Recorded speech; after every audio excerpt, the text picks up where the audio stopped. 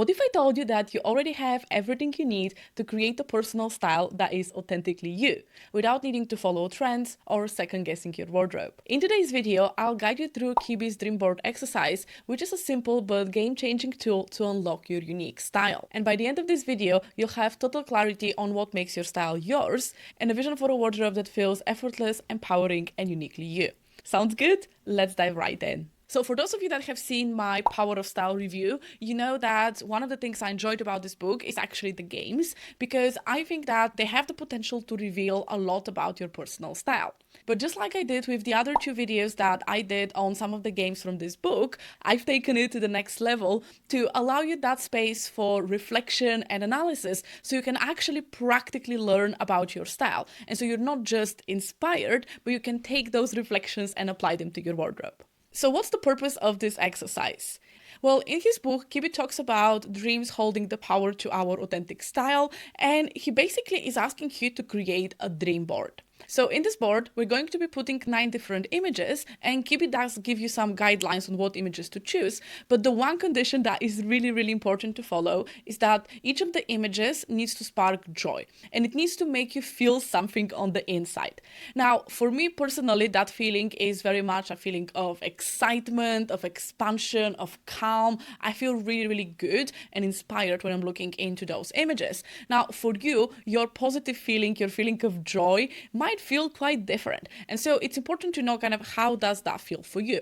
And I think one of the best ways to do that is to just look into a variety of different images and genuinely just see which one kind of speaks to you or maybe grabs your attention and makes you feel something positive. So for this exercise, you're going to need Pinterest. Again, you can make a free account. And I also recommend using Canva, Figma, any sort of place so you can put the images together in a collage, because I think that it is a lot more powerful when you see them all together. So the 9 categories that Kibbe is asking you to pick is a building, a landscape, a tree, a flower, a garden, a sky, a gown, and then 2 images that simply visually delight you. And that can be of anything. Now, the one thing that I feel is really important to say in here as well is that Kibbe says, if you, for example, don't resonate with garden, you can actually swap it with a beach or anything like that that creates a similar sort of emotion, but is actually more personal to you.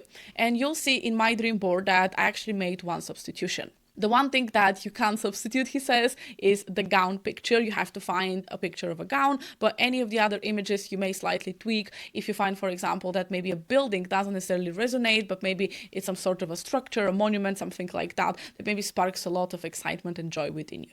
So once you've collected all 9 images, you need to put them all together as a dream board. And that is actually going to give you a test. So you can close your eyes for a few seconds and then open them and look at the image as a whole. Does it feel amazing, exciting? Does it bring that sense of delight? Or does it feel a little bit off? And if it feels a little bit off, look at each of the images individually until you find the one that is not sparking that sense of delight, and replace it with something else that does spark that sense of delight. So you do that until you have reached a combination of 9 images that genuinely make you feel excited, positive, just give you that expansive feeling. And once you have done that, you have created your dream board. And this is where I think the fun actually starts, because you can analyze that dream board and learn so much about your authentic style. So let me show you my dream board, how I build it, and how you can do the second part of the exercise. So this is my dream board, and you can see that in here for a building, I actually chose this pink palace. I think it is in Jaipur in India, and it is something that I just genuinely found super inspiring and I really enjoyed. For a landscape, this took me quite a while to find, because a lot of the traditional landscapes that you see on Pinterest are very nature heavy and they weren't necessarily sparking that sense of joy and delight. And when I came across this image of the Rainbow Mountains in China, it just did it for me. I don't know what it is, but I just felt this hecky-ass sensation and I was like, okay, this is my image. I definitely need to put it. For a tree, this also took me a while because a lot of the trees that I saw weren't necessarily inspiring to me. And so I started to Google blossom tree, cherry tree, and then I saw this image and I really liked it. And so I put this in. For a flower, again, this took a while because a lot of the typical flowers that showed up on my Pinterest were great, but I wasn't necessarily inspired. And so I started to Google specific flowers that I knew of, so things like roses and tulips, lotuses, and try to see what is actually sparking joy. And then I came across this image of a lotus bud. So it wasn't a fully grown lotus, but it was the sort of bud that was like starting to unwrap. And for me, this image did something to me. I really enjoyed it. And I'll explain in a little bit why I think this image was so powerful to me, but this was the one that they chose. Now, when it came to a garden, this was where I was actually really happy that Kibbe gave us sort of the permission to change the images, because I started looking at gardens and nothing was speaking to me. Even though I came across some really, really stunning gardens, it just didn't feel like the one image that represented something to me. And so I decided to look for beaches. And I am much more of a beach person, so I definitely found a lot more inspiration there. And so I came across this image and it represented the sort of garden vibe to me, but it was very much in nature, like it wasn't necessarily 100% man-made like a lot of gardens are. And so I decided to replace a garden image with that sort of cafe on the beach kind of vibe. When it came to the sky, I actually searched quite a lot. I typed in sky, cloud, sunset, sunrise, and I looked at a variety of different images, and this was the one that I really enjoyed, and so I picked that for my dream board. And by the way, if you're enjoying this video so far, please give it a thumbs up, subscribe, and turn on the notifications, because it really helps me to grow the channel and reach more people like you. When it came to a gown, this was very random. I just typed gown and I started scrolling until I found one image that I liked, and then I clicked on it and then it showed me a few more extra images, and this is how I found this gorgeous gown. And I actually decided to keep the image of the back because this was something that I think was even more beautiful than just the front, which is quite simple, but it is the back of the gown that I was really, really drawn to. And then while I was actually doing the search for the other images, I also noticed these two that were not necessarily fitting solely into a specific theme, but those were images that sparked something in me. And so you can see the sort of pink deserts with a very rounded top, and also this sort of arch palace that reminds me very much of the Harry Potter King's Cross scene, you know, like when he dies. So this was something very serene, very peaceful that I really enjoyed. And so I put those two images on the board as well. Now, initially for a building, I actually typed interesting building and I came across this structure, and I think this one is actually AI generated, but I was really, really drawn to it, and I didn't mind the fact that it is more of an architectural design than anything else. And so I put it on my dream board, I closed my eyes, and something just wasn't working. And I looked at each image separately, and this was the one that just wasn't it. And while I really, really enjoyed the curves and the lightness in this image, it also felt a bit stark and unwelcoming in some ways. And of course, it might just be the rendering of it, but it just wasn't giving me the vibe and that sensation that I was looking for. And so this was when I actually remembered that one of the places that I found super inspiring was this staircase sort of building, palace, I don't know exactly what it is, in Jaipur. That was pink. I've seen it in a couple of bloggers' images. So I started from there, and this is how I actually found the pink palace, and I put that image in. So this is where Kibbe's exercise finishes. You've created your dream board and you can print it. You can use it as a tool to just spark excitement and joy and how you want to feel on a day-to-day basis. But for me, this is where the fun genuinely starts, because you can look at the images as a whole and try to find any patterns. So for example, look for any shapes that you may notice. Do some of the images bring you a very specific feeling? For example, a femininity or masculinity. Maybe it's strength, maybe it's power, maybe it's softness or anything else. So this is all about analyzing the elements and what are maybe some of the common things that you actually see. The second thing that you can actually analyze, and you can record that while you are picking your images as well, is why did you pick this image over another one? And I think this is actually going to give you a lot of clarity about what your inspiration and what your authentic style actually looks like to you. So for example, if you find that you pick images that have a lot of sharpness in them or a lot of contrast, that can tell you about your style. Or for example, you find that you are really drawn to images that are more dark toned, or images that are more monochrome or anything like that. Again, try and figure out why you were actually drawn to this specific image in the sea of other images that you saw. And so let me share my analysis of my dream board so I can give you an idea for the choices that I made and how I'm translating that into my authentic personal style. So if you look at the dream board as a whole, the first thing that I notice is actually that I am drawn to buildings with arches. And the crazy thing is actually in my old apartment, my bedroom had an arch in there, kind of inbuilt, and it was 100% for aesthetic purposes. Also, my mirror that I have right now has an arch. It's a tall mirror, but it's arched. And I realized that for some reason, I am just really drawn to things that have arches. And so asking myself, why is this? I realized that an arch is actually this perfect blend of straightness and curve, and it creates that sense of balance that isn't extremely sharp and angular, but also it's not a circle, it's not extremely curvy, and so it's a sort of balanced in-between element. And actually how this translates to my style, I think, is that my taste in shoes is actually very similar to an arch. So basically, I choose shoes that are slightly blunt. So they're not necessarily extremely pointy and they're not extremely round. And I think the toe style that I am the most drawn is a sort of almond shape, maybe that is more like an arch. And so for me personally, this was quite an interesting observation because I realized that the foot on its own is kind of like an arch, and I really like to mimic that in my outfits. The second thing that I realized is that there was a lot of this medium pink color, and it wasn't necessarily an extremely light pastel pink, and it wasn't this more bright and flamboyant fuchsia pink or any very super womanly color.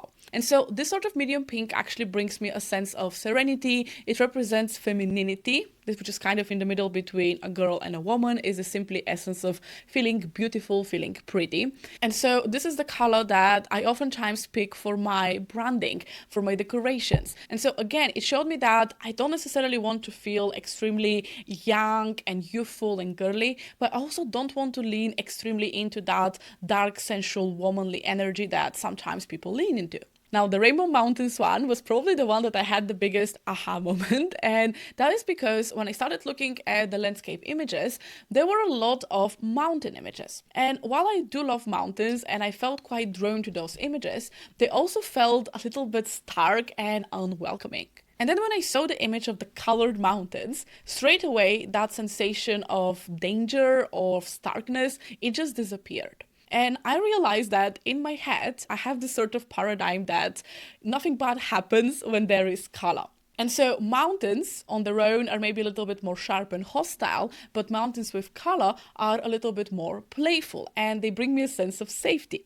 And so this is also why whenever I have sharper items, such as let's say a blazer or a more structured coat or even a structured bag, I am always looking for a color or pattern, something to make the item more playful and less stark, because I have had a sharp black bag, I have had a very structured tailored brown coat, and none of those items actually felt very me, and I feel like they felt very much on this sort of more strict, maybe hostile end even of things, versus once I had these items in a color or in an interesting pattern, this straight away brought me that sense of safety, and it almost like softened the very hard or strict or structured items. And that was such a crazy moment because genuinely my most worn coats, my most worn bags and blazers all have color. And so that feeling of safety is something that was very interesting to me because I realized that I want to feel safe in my outfits. And that sort of replicated into the image of the cherry blossom tree that I chose as well. The way the tree was actually hanging just felt very soft, enveloping, very protective even. And so I realized that I look into my clothes to give me a little bit of that sense of protection. And so it's not about repelling other people, but it's about not necessarily exposing myself, even when it comes to summer outfits, to the outside world. And so I'm always looking for maybe a layer or something to cover at least one part of my body. And again, that explained to me why I don't necessarily like super revealing outfits, super tight outfits, because I like this sense of protection and I like this sense of safety within my outfits. So when it came to a garden, I decided to replace it with the beach, and I realized that to me, the shore, especially the beach, is very much a symbol of two very contrasting surfaces and them meeting. So we have the very dry, warm sand, and then we have the more cool and very sort of smooth, if you wish, water. right? And so they're very contrasting, but where they meet is actually a really beautiful place. And so that sense of contrast to me is also associated with beauty. And so you might find, for example, that if you like more cohesive outfits, a garden is an image that brings you a lot of delight because everything there is kind of green, the flowers, everything is sort of connected, maybe warm. But if you're someone that maybe enjoys a bit more contrast in your outfit, you might be drawn to images of shores or anything where two different contrasting surfaces actually meet. Now, the pink lotus was a very interesting one because I realized that the blossomed lotus is oftentimes associated with a more of an innocent feeling. It's very light, it's delicate, it's beautiful, but I wasn't necessarily drawn to that. And I was drawn to this unblossomed bud that almost felt like it is holding a lot of potential and it is growing, it's developing, but it hasn't fully developed in its final form yet. And that sense of potential and the stronger color actually removed that sense of innocent and girlishness and gave it almost more of a sensual vibe. And just like I talked about in this video right here, innocent is one of the words that to me has a more of a negative association, and I don't necessarily want to look girlish or innocent or cute. And so the pink lotus bud actually gave me that feeling of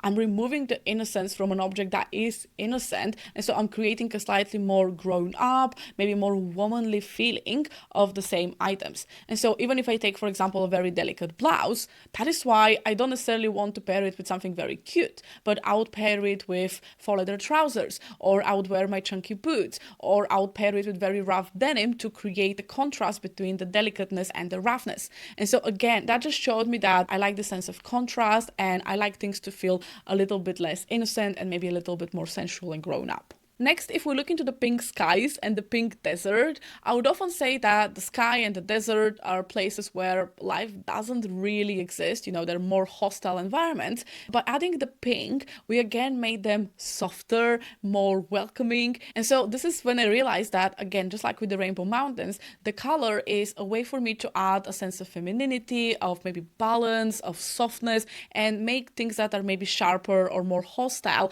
into something a lot more welcoming and warm. And so all of that is to say that I have a tendency to soften my looks, to feel a bit more like me, to feel more authentic. And so even though I am oftentimes very drawn to sharper, bolder looks, for me to feel like myself, I need to soften them a little bit through the use of colors, more delicate textures, and so on. And I actually talk about this in this video right here, where I recreated different outfits and I analyzed what changes I'm making. So definitely give it a watch if you haven't yet.